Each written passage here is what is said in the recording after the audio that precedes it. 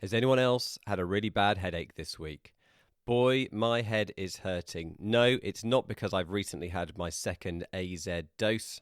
My left hemisphere is hurting from statistical overload. My right hemisphere is hurting from a condition you've probably not heard of before. No, it's not CVST. This is IIPA-STC GPARIR, or better known as I-passed GP area.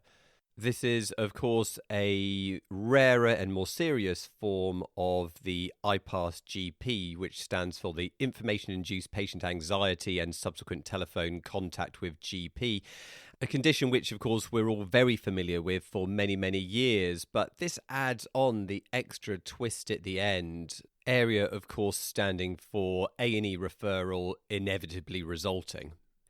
This difficult syndrome does not just affect general practitioners and general practice clinicians. No, this has now also started to affect hospital doctors, particularly those based in accident and emergency departments. Management of this condition is quite tricky.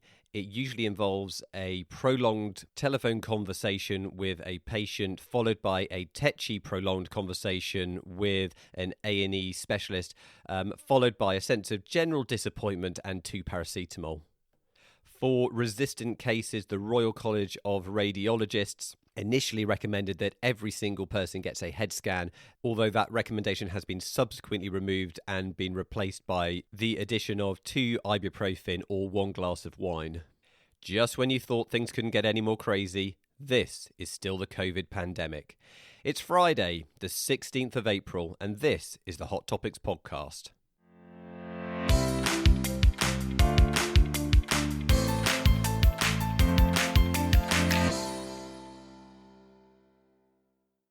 Hello everybody, it's Neal Tucker here from the MB Medical team with our latest Hot Topics podcast. Just when you thought things were going to be quiet for Easter, just when you thought that we were getting COVID under control, not a hope in hell. I wasn't going to do the podcast today, I was going to be doing it next week, but there was so much to talk about. Plus I realised that next Friday I'm actually presenting our long COVID course. Bit of a plug in case you fancy joining us Friday morning for our live long COVID course, or indeed join us on the Saturday for our live spring hot topics course. Basically, I realised everything pointed towards doing a podcast today. So what have we got to talk about? Well, let's talk about headaches, AZ vaccines, and cerebral venous sinus thrombosis. I don't want to spend a huge amount of time on it because there's been a lot published in the last week, and I think it's been at the forefront of most of our minds over the past week or two whilst we've been working. And actually, because of the furore around CVST and the AZ vaccine, it has overshadowed some other important pieces of research and recommendations that have come out over the last week, particularly to do with the principal trial, which is similar to the STOIC trial I was talking about last time, looking at inhaled budesonide for mild COVID, and the MHRA have made some recommendations based on the preprint. Also, we'll have a quick look at a BMJ paper on organ dysfunction in patients after hospital admission for COVID and rates of post-COVID syndrome. Okay, let's start with headaches. Big headache for us. I'm sure if you've been duty doctor this week or you've been doing out-of-hours shifts, this will have been the burden of your work. 4 cases per million AZ vaccines given. That's what we're dealing with. It is the epitome of the needle in the haystack problem for general practice.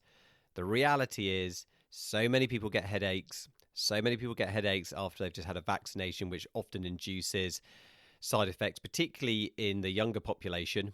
General practice and A&E departments have taken the brunt of the uncertainty and anxiety here. We don't really understand the mechanism of what's going on here. Something about the immune response provoked by the AZ vaccine, and it should be said, although we haven't introduced that over here yet, the Johnson & Johnson vaccine, which is the remarkably effective single-shot vaccine, which is being rolled out around the USA at the moment, and I dare say some other countries of the world, that has also been linked with a handful of cases. It's speculated that the immune response that the vaccines are driving obviously leads to antibody production. Some people, those antibodies seem to bind to platelet cell surfaces, resulting in aggregation of platelets, a relative thrombocytopenia, and disordered clotting and thrombosis where it shouldn't be happening. The number of cases is small. So this is 79 that has been reported in the UK. That's out of 20 million plus vaccinations given.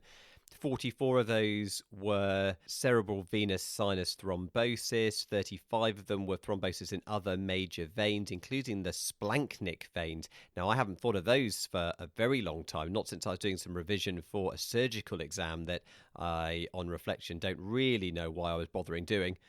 Thrombosis in your splanchnic veins could result in abdominal pain, but never once in my 10 plus years of being a GP now have I seen a single person with abdominal pain where I thought to myself, well, this could be splanchnic vein occlusion, I suspect. All right, House, the rest of us were going for it's a virus. Anyway, I digress. Clearly the number of cases is very small, slightly more common in women than men, and probably slightly more likely to kill you if you're a younger person rather than an older person. It would be great if diagnosis was clinical and straightforward, but that is far from the case.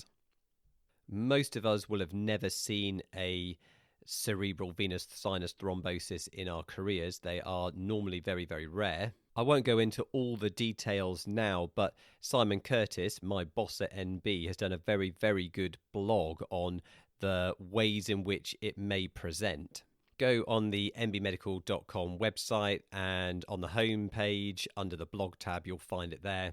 So, of course, it causes intracranial pressure increase, and so you may well get symptoms and signs that you would expect with that. So, progressive headache, visual changes, tiredness, nausea, a postural component, focal neurology as well. But as is so often the way, patients may not have any of these. Headache is extremely common, present in probably 90% of people. It may be the only feature, and they may have nothing else. And it may not fit into that neat box of what you would expect with raised intracranial pressure. Focal neurology occurs in about 40% of patients, so the absence is not reassuring. All of the cases that have been reported have been linked with thrombocytopenia, and it's also been found that they usually have very raised D-dimers. So it's the investigations above and beyond the clinical findings which are the most important component of ruling this in or ruling this out. So national recommendations suggest that patients need a full blood count, a clotting screen, and D-dimers where there's any suspicion, and that this needs to be done in a rapid fashion. So it really means that we can't effectively assess this in primary care. We certainly can't exclude it. Of course, this ultimately means that the pressure is transferred from us up to accident emergency departments.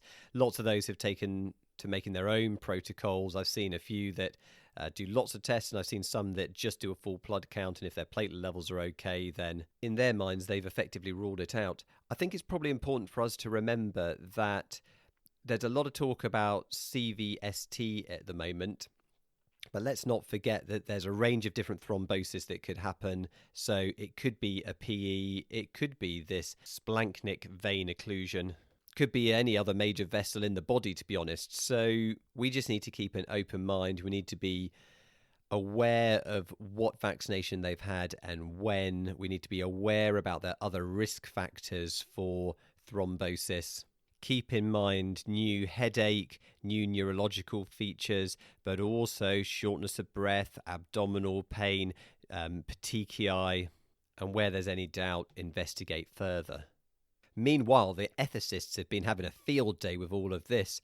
I mean, on the face of it, even though these risks have been raised, on a population level, the risk of getting COVID will still do you more harm than the risk of any rare adverse event from the vaccination to prevent COVID.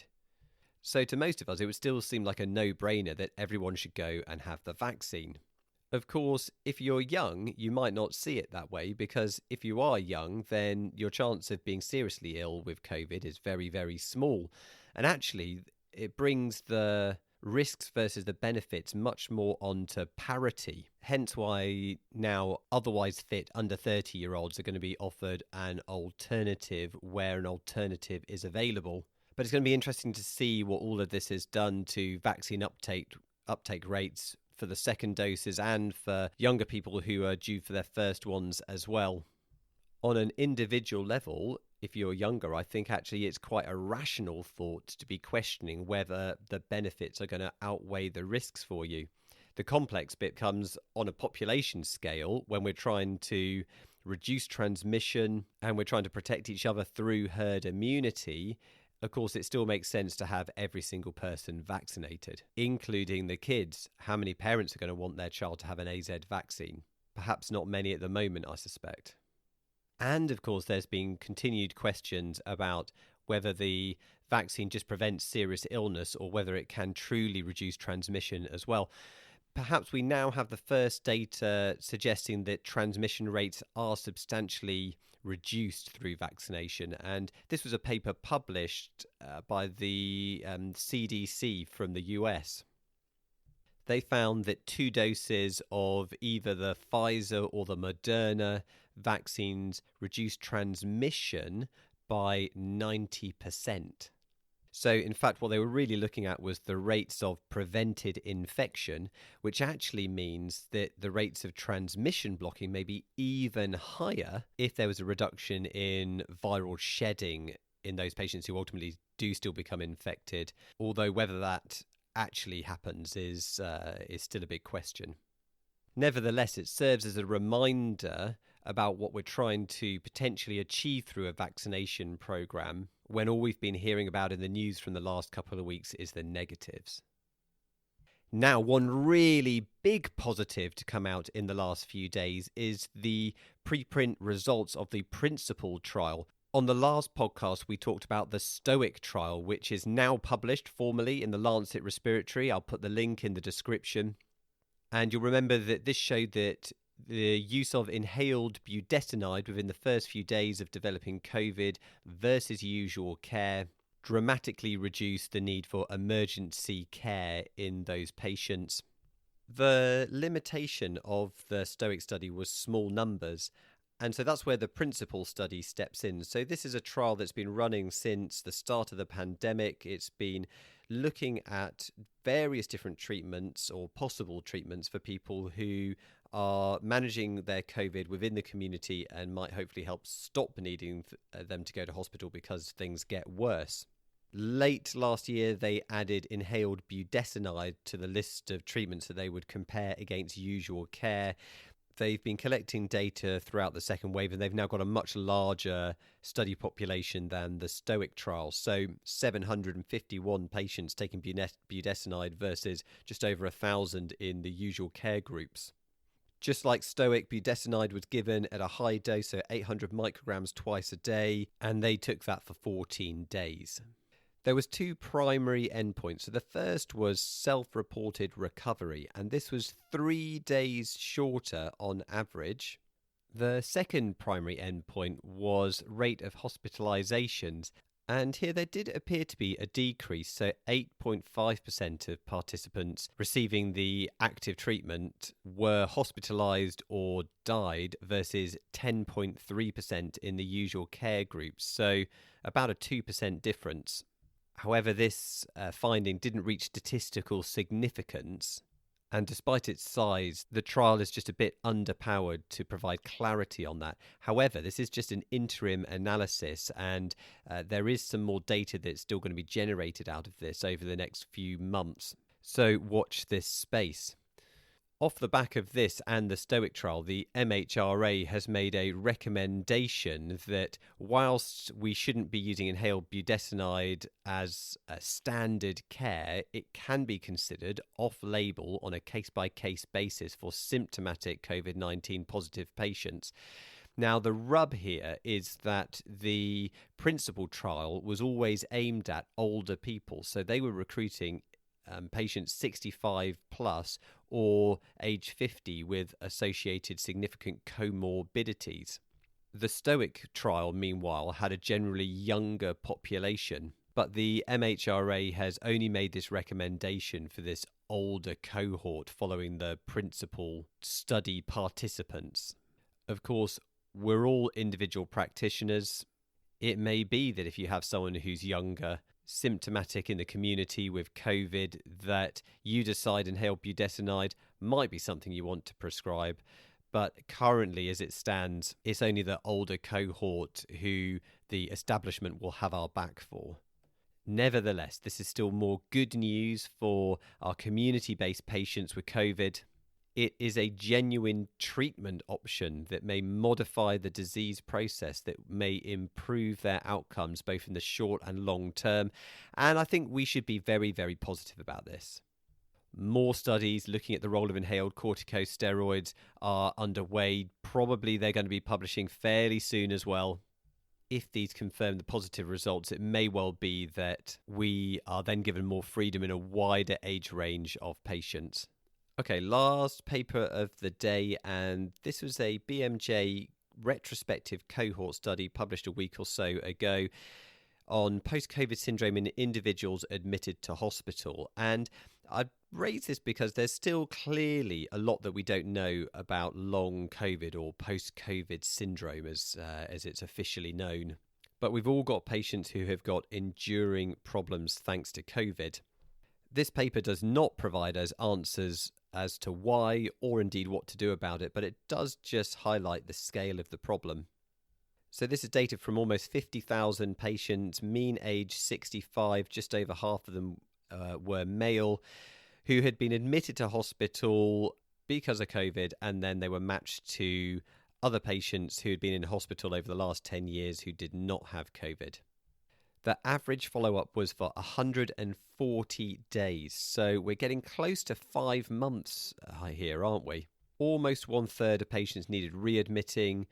Over 1 in 10 died after discharge, and that was 4 to 8 times greater than the matched control group, which it didn't go into more detail about, but does make you wonder about the risks of prolonged hypercoagulability, thrombosis, cardiac events, and so forth.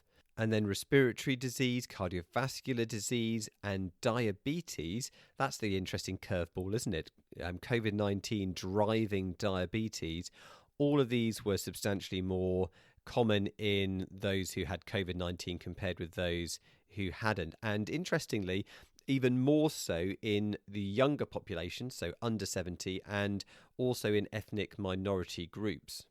So what have we learned from this? Well, firstly, it's better to never get COVID. And secondly, if we have a patient who's been admitted to hospital and then in the next few months afterwards they get some dodgy symptoms they're phoning up about, take it seriously. There's a 1 in 10 chance they're going to die. And on that cheery note, if you fancy a bit of light reading, then I came across this article on a website I've not heard of before called unheard.com, which is an apolitical blog stroke opinion piece website with some really interesting articles. Lots of it is about politics, but this article was written by a junior doctor in England under a pseudonym, talking about their experiences of the way the pandemic was dealt with in hospitals in the early stages, particularly about their concerns as healthcare professionals about giving their patients COVID and all the mistakes that were clearly being made along the way.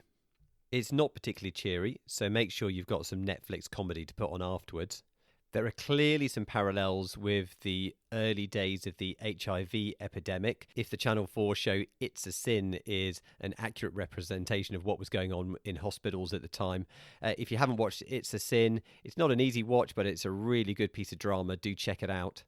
And perhaps one of the main lessons we can learn from this Unheard article is that a combination of bravado and denial is not a safe or healthy place to be at the start of dealing with an unknown infection.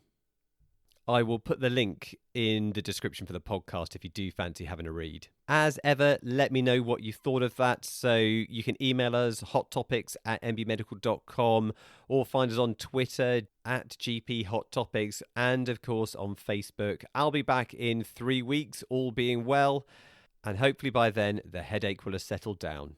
Take care. Bye-bye.